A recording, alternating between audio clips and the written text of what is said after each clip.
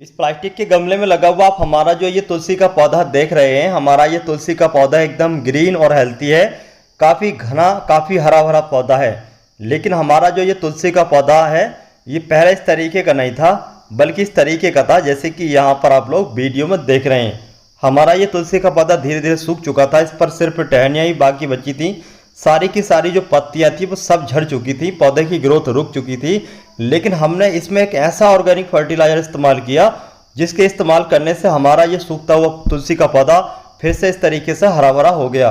तुलसी का पौधा अगर सूखता है तो बहुत ही ज़्यादा अशुभ माना जाता है।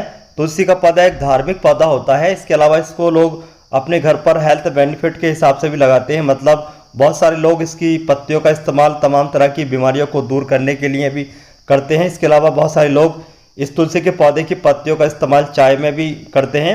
तो दोनों तरीके से अगर आपने घर पर तुलसी के पौधे को लगा रखा है, धार्मिक हिसाब से या फिर हेल्थ बेनिफिट के हिसाब से, और आप लोगों का तुलसी का पौधा सूख रहा है तो बहुत ही ज़्यादा आप लोगों को दुख होता होगा। लेकिन अगर तुलसी का पौधा आप लोगों का सूख रहा है तो आपको दुख करने की कोई ज़रूरत नहीं है, बल्कि आज की हमारी इस वीडियो की पूरा देखने की ज़रूरत है। क्योंकि आज की इस वीडियो में जो हम आपको तुलसी के पौधे के बारे में ट्रीटमेंट बताएंगे, जो ऑर्गेनिक फर्टिलाइजर बताएंगे, उसके इस्तेमाल करने से आपका तुलसी का पौधा हमेशा हरा भरा रहेगा। तो अगर आप लोग तुलसी के पौधे को फिर से हरा भरा करना चाहते हैं या फिर घना करना चाहते हैं तो इसके लिए आपको पूरी वीडियो देखने के साथ साथ अगर आप चैनल पे पहली बार आए हैं तो चैनल को सब्सक्राइब कर लें।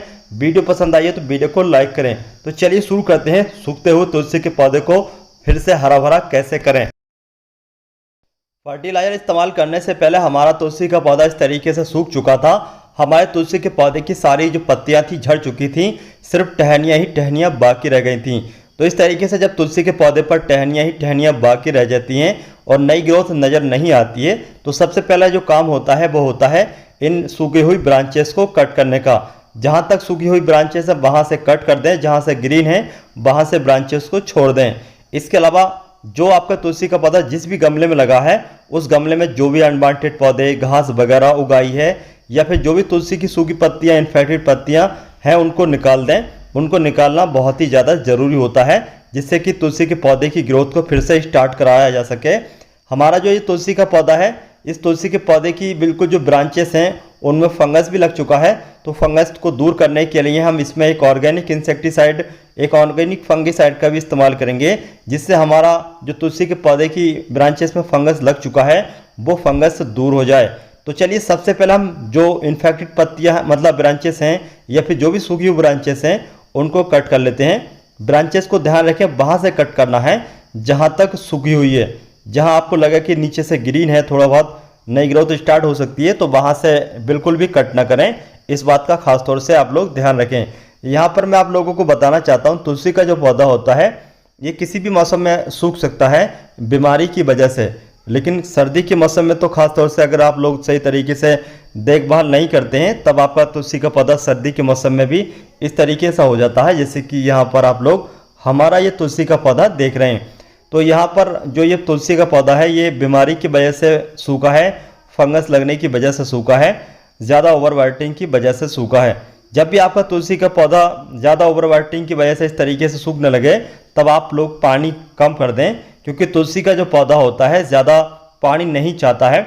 हम लोग ज़्यादातर जल वगैरह चढ़ाते रहते हैं और पानी का ध्यान नहीं रखते हैं, अच्छा ड्रेनेज सिस्टम नहीं होता है, तो इस तरीके से तुलसी का पौधा सूखने लगता है। सर्दी के मौसम में भी तुलसी के पौधे को पानी का ध्यान रखना चाहिए। सर्दी के मौसम में तो वैसे भी तुलसी के पौधे को या फिर दूसरा कोई भी पौधा हो, पानी की कम आवश्यकता होती है, कम ज़रूरत होती है। इसलिए खासतौर से तुलसी के पौधे को सर्दी के मौसम में पानी बहुत ही कम देना चाहिए। गर्मी के मौसम में तो चल जाता है, जितना भी पानी देंगे आप ड्राई होता रहता है, लेकिन फिर भी ड्रेनेज सिस्टम का अच्छा ध्यान रखना चाहिए। तुलसी के पौधे में अगर आप पानी डालते हैं और पानी तुरंत ही ड्रेन हो जाता है तो वो मिट्टी तुलसी के पौधे के लिए सही रहती है।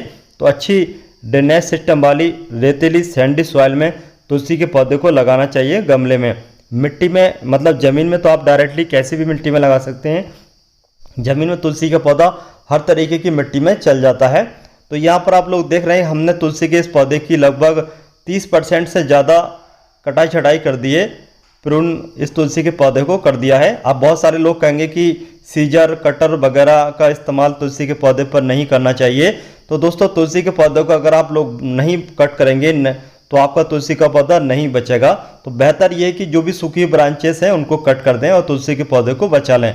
तो हमने यहाँ पर तुलसी के पौधे को आप लोग देख रहे होंगे काफ़ी अच्छे तरीके से प्रून कर दिया है, काफ़ी जो सूखी ब्रांचेस हैं उनको कट कर दिया है।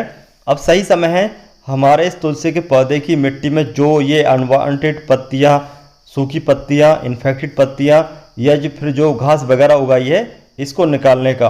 तो चलिए इन अनवांटेड पौधों को निकाल लेते हैं और फिर आप हल्की फुल्की गुड़ाई कर देते हैं, जिससे कि तुलसी के पौधे की मिट्टी सॉफ्ट हो जाए और जो पानी वगैरह हम दें तो वो तुरंत ही नीचे से ड्रेन हो जाए।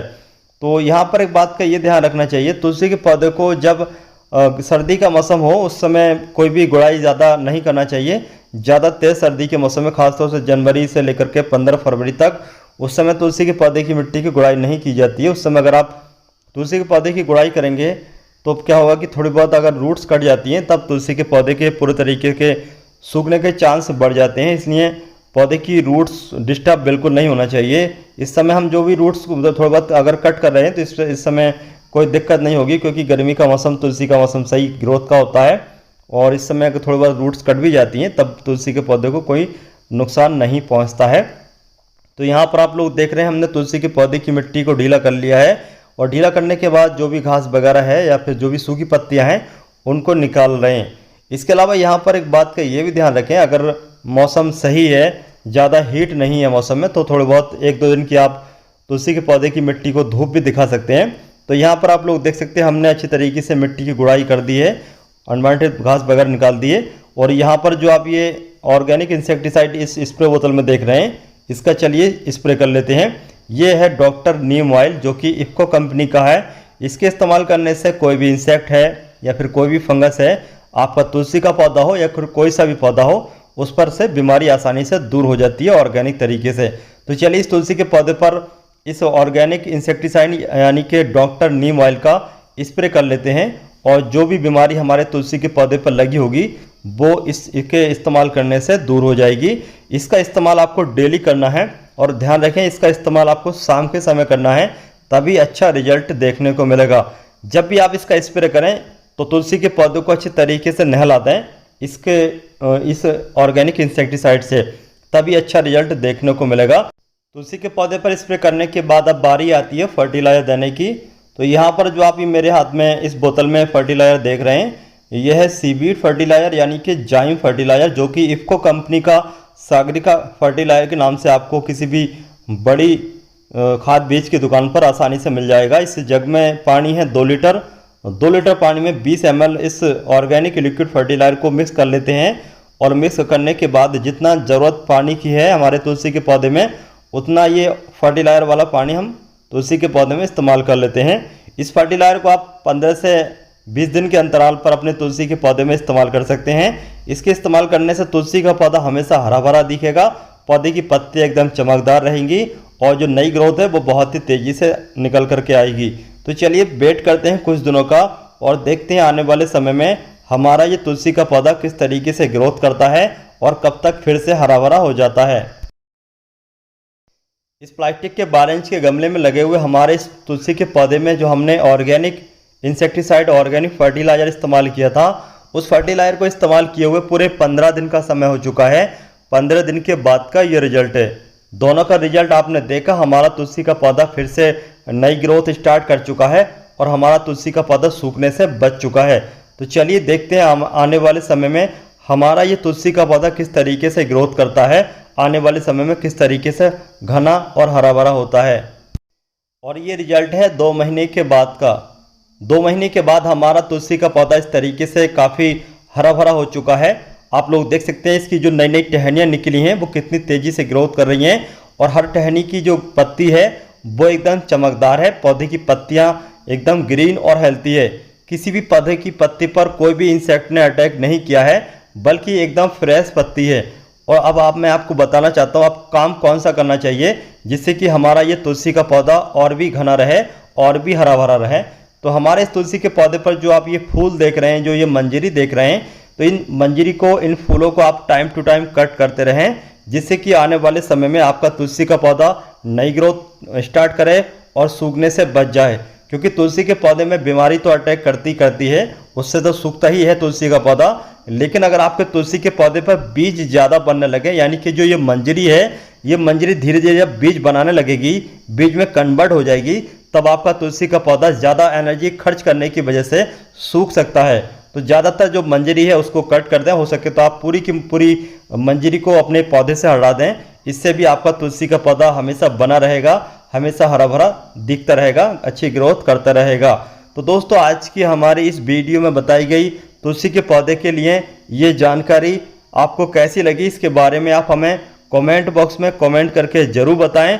वीडियो पसंद आती है आप लोगों को तो वीडियो को लाइक करें। अगर आप चाहते हैं कि तुलसी के पौधे को स्टार्टिंग से लगाने से लेकर उसको घना करने तक, उस पर 1G 2G 3G कटिंग करने तक पूरी अपडेट के साथ इस बारे में वीडियो आए, तो हमें कमेंट बॉक्स में कमेंट जरूर करें।